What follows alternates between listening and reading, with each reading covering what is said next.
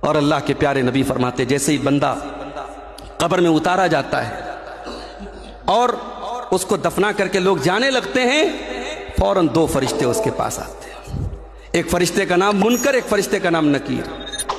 اور آج عجیب بات یہ ہے، آج ہم اس دور سے گزر رہے ہیں جہاں اس طریقے کی حدیثوں کا لوگ مذاق اڑاتے ہیں، کہتے ہیں صاحب یہ قبر کا معاملہ یہ سب بکواس ہے، غیر مسلم تو اپنے مردوں کو آگ میں جلا دیتا ہے، پارسی تو اپنے مردوں کو چل کووں کو کھلا دیتے ہیں، اور کوئی فلائٹ میں کریش ہو کر کے اس کی باڈی کے ٹکڑے ٹکڑے ہو جاتے ہیں، کسی کی باڈی کو سمندر کی مچھلیاں کھا جاتی ہے، یہ قبر کا عذاب اس کو کیسے ہوگا؟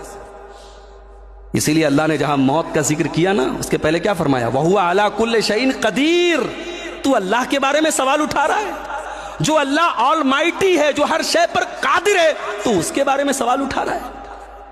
کیا تیری اوقات تھی کہ تو منی کے حقیر سے قطرے سے جیتا جاگتا انسان بن جائے؟ جو اللہ تجھے ایک حقیر قطرے کے پانی سے جیتا جاگتا انسان بنا سکتا ہے، فلائٹ میں تیری باڈی کریش ہو جائے اور سمندر کی مچھلیاں تیرے جسم کے ریشے ریشوں کو کھا جائیں، وہ اللہ تیری پوری باڈی کو کلیکٹ کر کے تجھے عذاب قبر دے سکتا ہے۔ تو اللہ کی قدرت پر سوال اٹھاتا ہے۔ لوگ کہتے ہیں صاحب قرآن میں کہاں عذاب قبر آیا ہے؟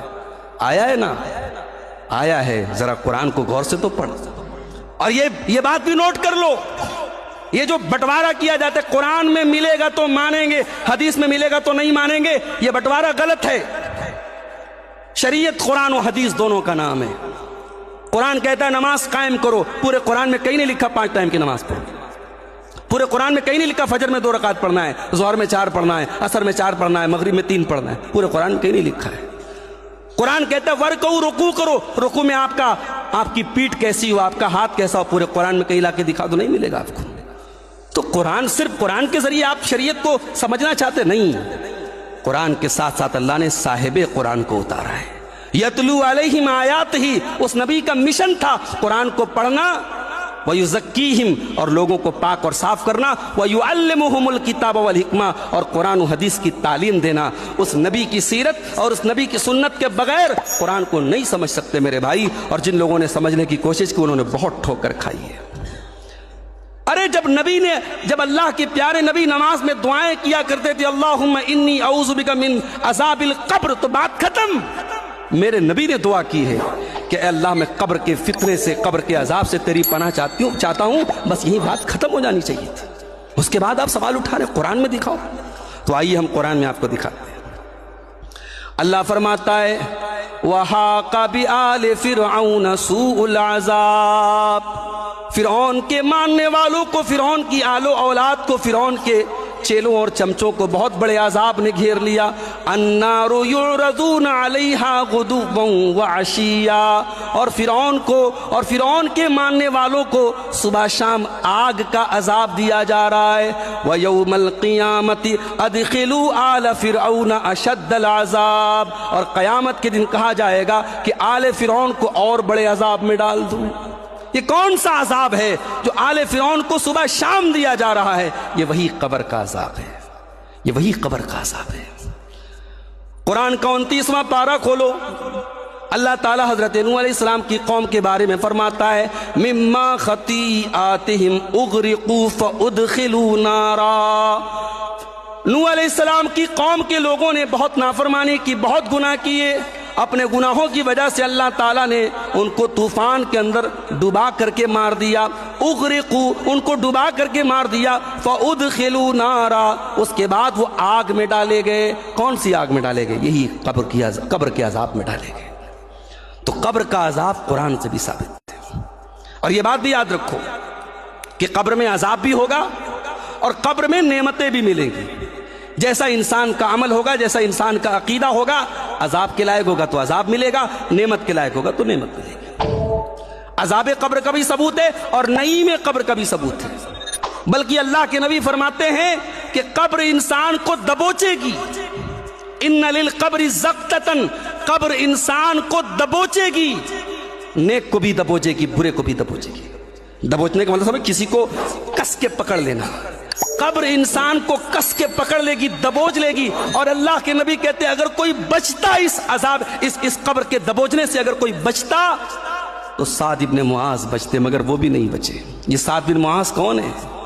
میرے نوجوانوں، کبھی موقع ملے تو سعد بن معاذ کی سیرت پڑھو، اللہ کے نبی کے صحابہ کے بارے میں پڑھا کرو۔ نہیں پڑھتے ہمیں نہیں موقع ہے۔ ہمارے ہیروز تو کچھ اور ہیں، کسی نے کسی کرکٹر کو ہیرو بنایا، کسی نے بالی ووڈ کے کسی ہیرو کو اپنا آئیڈیل بنایا۔ جو ہمارے اصل ہیروز تھے ان کے بارے میں تو آج ہمیں کوئی نالج ہی نہیں۔ میں کہتا ہوں یہ بچے قابل تعریف ہیں، یہ ہمارے امام صاحب کی محنت قابل تعریف ہے۔ کم سے کم یہ بچے کل جوان ہوں گے، دین کی موٹی موٹی باتیں ان کو معلوم ہوگی۔ آج ہماری نوجوان نسل کا یہ عالم ہے کہ آپ صحابہ کے بارے میں، نبی کے بارے میں، اسلام کے بارے میں موٹے موٹے سوالات کر لیں، 100 میں 90 لوگ آپ کو جواب نہیں دے پائیں گے۔ اللہ کے رسول کے بارے میں بنیادی باتیں، بیسک باتیں آپ پوچھ لیں، 100 میں 90 لوگ جواب نہیں دے پائیں گے۔ ہماری قوم کا دینی نالج کا معیار اس حد تک گر چکا ہے میرے بھائی۔ اور لڑکیوں کا معاملہ تو اللہ خیر کرے، ہمارے یہاں عورتوں کا معاملہ تو اور برا ہے۔ ایک زمانے تک علماء کے فتوے رہے کہ صاحب عورتیں مسجد میں نہیں جا سکتی، عورتوں کا مسجد میں جانا حرام ہے، ابھی بھی وہ رواج چلا آ رہا ہے۔ یہ الگ بات ہے، اب دھیرے دھیرے بندھن کھل رہا ہے، اب کہیں کہیں سے چھوٹی چھوٹی آوازیں آ رہی کہ نہیں، اب جو ہے حالات بدل گئے، اب عورتوں کو مسجد میں جانے دینا چاہیے، اب آواز آ رہی ہے، مگر اب بہت دیر کر دی مہربان تیار، بہت دیر کر دی۔ بنارس سے میں کار سے آ رہا تھا، راستے میں بنارس کے کئی مال، بڑے بڑے مال پڑے تھے، آج سنڈے کا دن تھا، آپ یقین جانیں کئی بائکیں میری نظر سے ایسی گزری، پیچھے برقع نشین خاتون بیٹھی ہے، پیچھے مسلمان لڑکی بیٹھی ہے، اور آگے جو مرد بیٹھا ہے اس کے ہاتھ کا بدا ہوا کلاوا بتا رہا ہے کہ وہ مسلمان نہیں۔ یہ اس قوم کے حالات ہیں۔ اس قوم کی ایک بڑی تعداد آج بے حیائی اور بدکاری کے گڈھے میں ڈوبی ہے۔ اس قوم کی کتنی بیٹیاں، اس قوم کی کتنی بہنیں آج محبت اور پیار کے جال میں اسلام کو چھوڑ کر کے ارتداد کی دلدل میں پھنس رہی ہیں۔ میرے بھائیوں، اگر ہم نے آنکھیں نہیں کھولی، آنے والے 20 سالوں کے بعد ہو سکتا ہے نام کہ ہم مسلمان رہیں، لیکن مانسک طور پر، مینٹل طور پر اور ذہنی طور پر ہماری اکثریت، اللہ نہ کرے، اللہ بچائے ہمیں، مرتد ہو جائے گی میرے بھائیوں، اگر ہم نے اس طوفان کو نہیں روکا۔ اپنی بچیوں کو، اپنے بچوں کو دین کی تعلیم دو۔ سعد ابن معاذ اللہ کے نبی کے وہ صحابی، جب ان کا انتقال ہوا نبی نے فرمایا کہ آج میرے اس صحابی کا انتقال ہوا ہے جس کے انتقال پر اللہ کا عرش ہل پڑا، اللہ کا عرش حرکت میں آ گیا۔ آپ نے فرمایا کہ قبر کے دبوچنے سے اگر کوئی بچتا تو